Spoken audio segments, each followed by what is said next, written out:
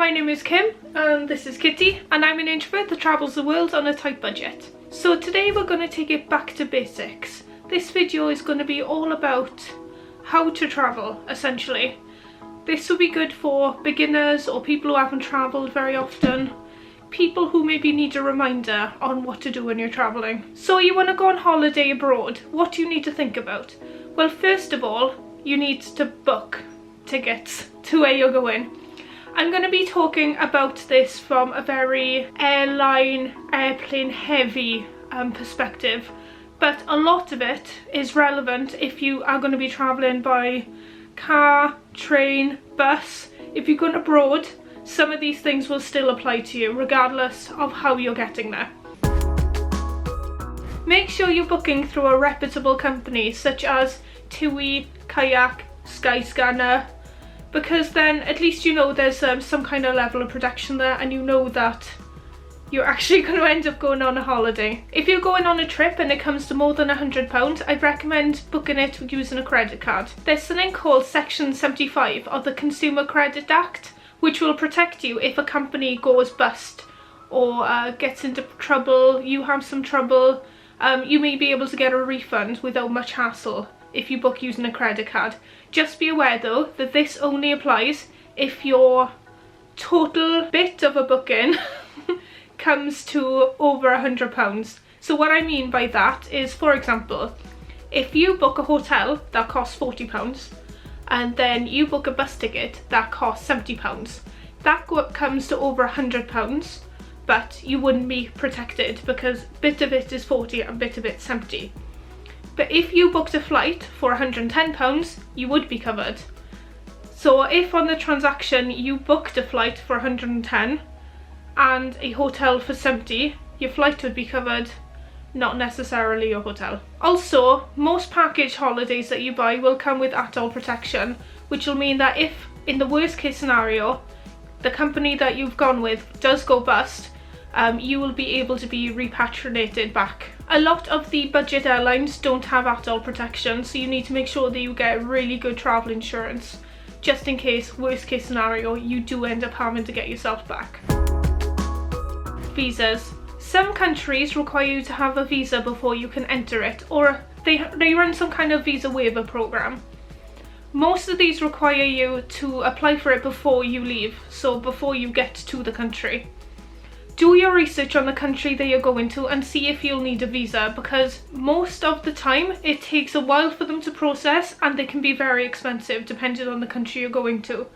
So that may put you off initially from wanting to go to the country, potentially. Places like America, Canada, their visa waiver normally only takes about 72 hours to process, usually less than that, and it's not that expensive, so it's not inhibitantly expensive.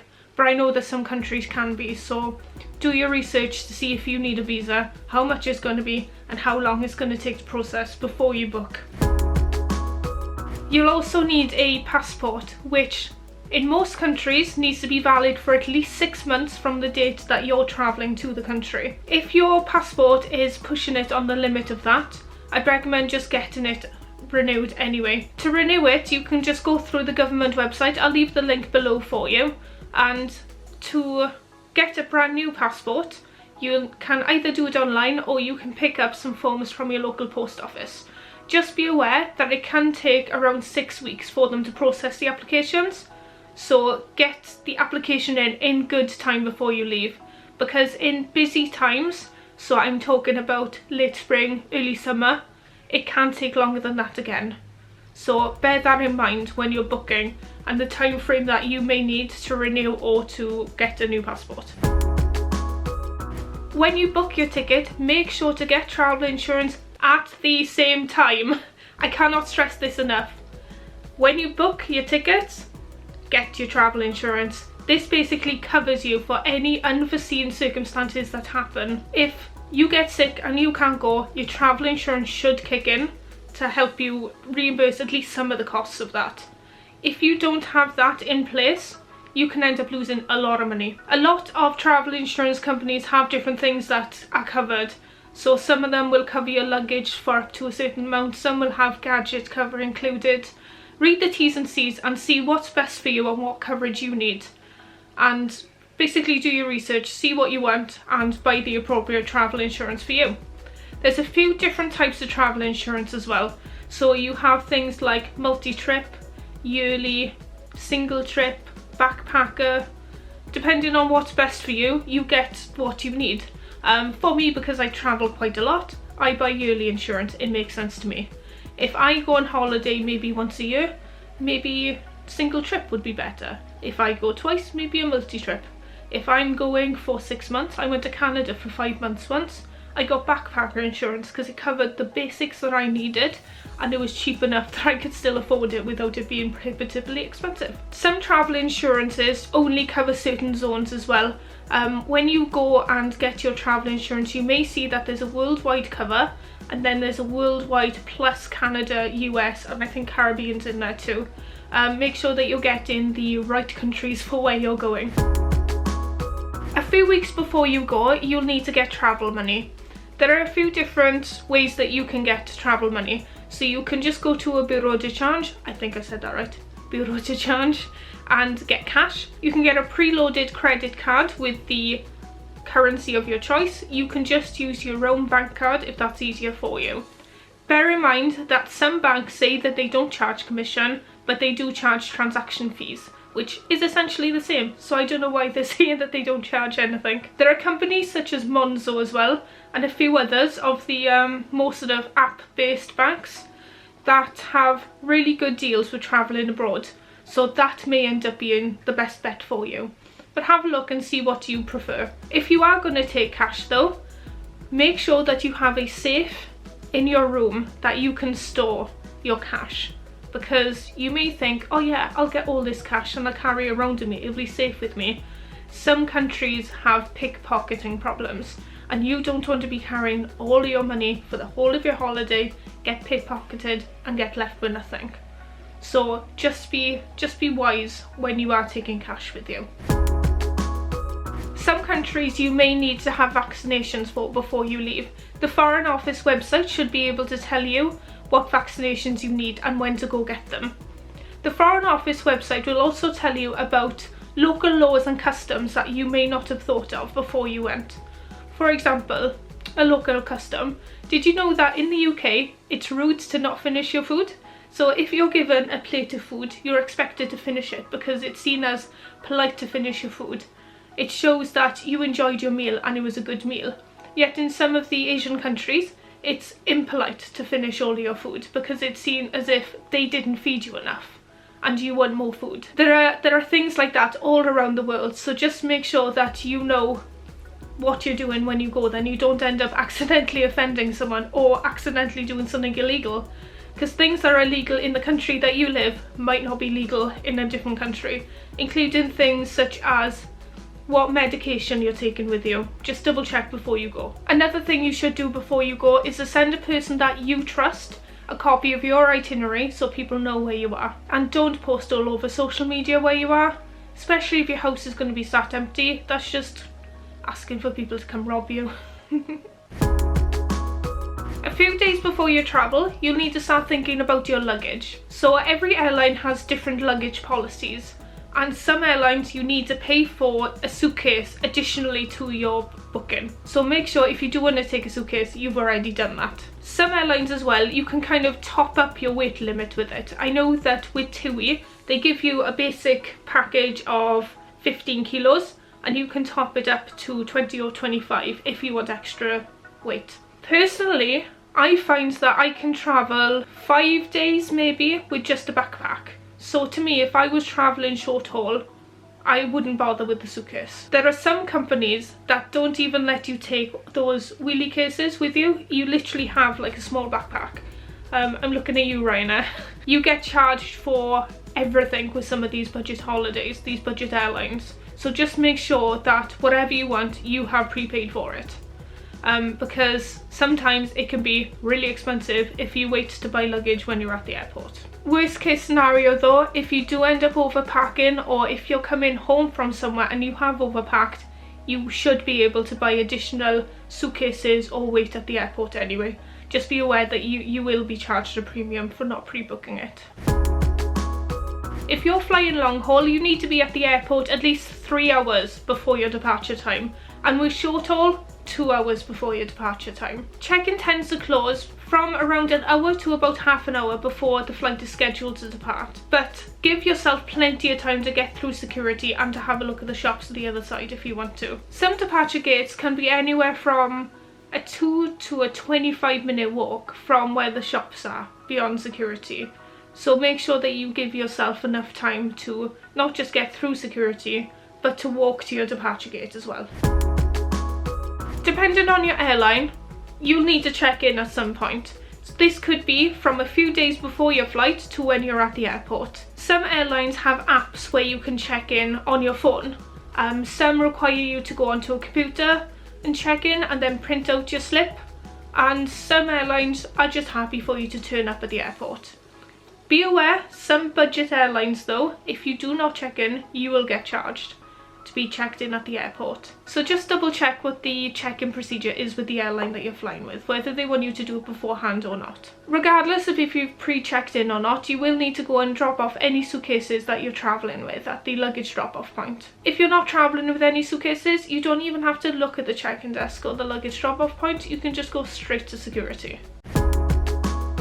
Going through security can seem quite daunting, but if you stay calm and you listen to the officers, it shouldn't be a bother. So when you get to security, or well, before you get to security, make sure that any liquids that you have that are over 100 ml get disposed of. This includes any drinks bottles that you have, if for whatever reason you've decided to bring a big bottle of shampoo, you're not going to get it through security unfortunately, so you'll have to dispose of it there. A little tip though is if you do have a bottle of pop or a bottle of water with you, pour the liquid away, keep the bottle with you, and in some airports just beyond security there is a water fountain that you can top that back up with. There are different rules in regards to infant milk, so before you leave to go to the airport, double check how much of that you can carry with you in your carry-on. You'll be filtered through a line to a conveyor belt where you'll be given a tray where you need to put everything that you have. So your bag, your coat, your belt, any money that you have in your pocket. Sometimes you need to put your watch in there, sometimes you need to take your shoes off. All of that goes in a tray or two. You'll also be asked to take your laptop out of your backpack and put it in a separate tray. Your liquid should be in a clear plastic bag, and that also sits with your luggage but separately so they can see that it's apart from your bags. You'll then be walking through a body scanner. Your luggage will automatically go through the X-ray machine and you'll meet that on the other side. There's two different scanners that you normally meet in an airport. There's the normal metal detector type that you just walk through and it beeps if there's anything metal on you, and there are also these new sort of body scanners now. You stand inside them, you put your arms up and your legs apart a little bit, and it does like a weird sort of like sci-fi moving rotation thing around you. It looks scary, it's not. You literally stand there, it does a turning thing, you walk back out.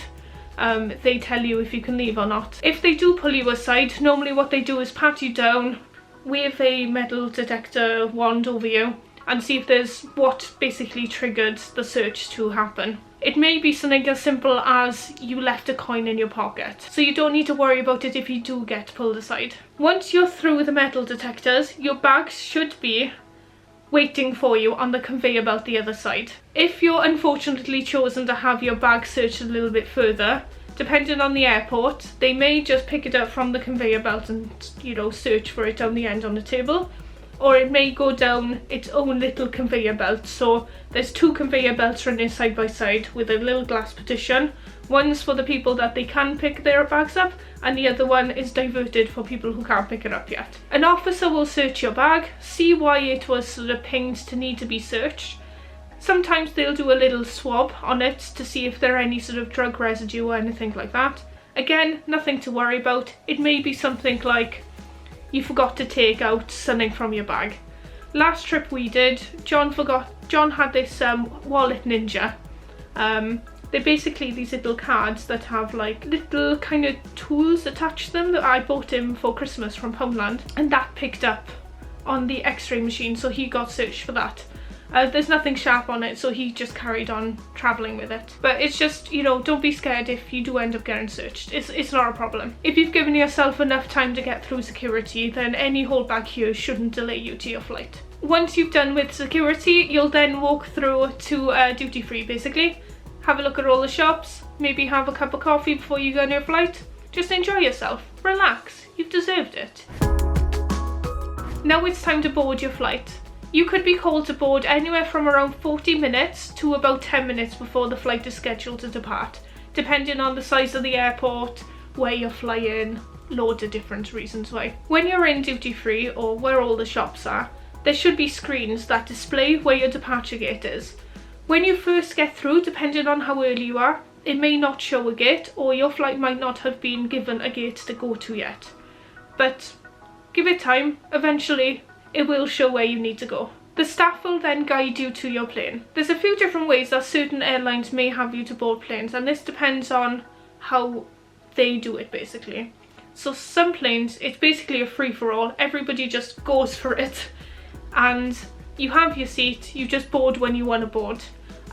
If I'm doing that sort of boarding, I tend to wait until last to board because I'm going to get my seat anyway and I can't be bothered standing, if I'm honest. Some airlines board planes by zones. These are normally the bigger planes. Or they may do it by seat rows. If they do board by zones, it normally shows on your ticket what zone you are in. And if they board by seat rows, well, again, it says on your ticket where you're sitting. There are a few different ways that you may board your plane. Some planes are sort of, I guess, docked into the airport. So you'll take a walkway from the airport building to the plane. These are normally the bigger planes that do this, but some smaller planes do too. The smaller planes you tend to walk across, so you go out of the terminal building, you walk across the tarmac and then you climb some stairs to get to the plane. The last way that you may board your plane, which is a bit of a nuisance, but unfortunately it does happen, is you'll be asked to board a bus, which will take you to the plane, and then you'll climb the stairs to get to the plane. And now you're on the plane. Sit back, relax, enjoy your flight. Maybe get a few snacks. Lovely. Look out the window. That's my favourite part. Snacks and looking out the window is my favourite part of flights. Yeah, just enjoy. So I hope you enjoyed this new style of video that we're trying out. If there's any part of this video that you'd like more information about, so you heard me speak about travel insurance but you'd like to know more about travel insurance, or you heard me talk about the booking process but you want to know more about it, just let me know in the comments down below. Or if you have any questions about any aspect of travel, I mean, where do I get cheap travel tickets from? What's the best, I don't know, bag to take with me? You want to travel by ferry but you're worried because it's overnight, so you want to know what that entails. Any questions, anything to do with travel, odds are I've probably done it, so I'll make a little video for you to tell you the answer. I also do questions and polls in my Instagram stories, so if you want to be part of that, just follow me on Instagram at awkwardlykim. Also, don't forget to subscribe to me here. All your travel questions answered. I'll pop a video here which will show me travelling to Greece, so basically me showing you what I've just talked about here in action, and I'll throw another really interesting video down here for you. But I hope you enjoyed. See you again. Enjoy your life. Ta-da!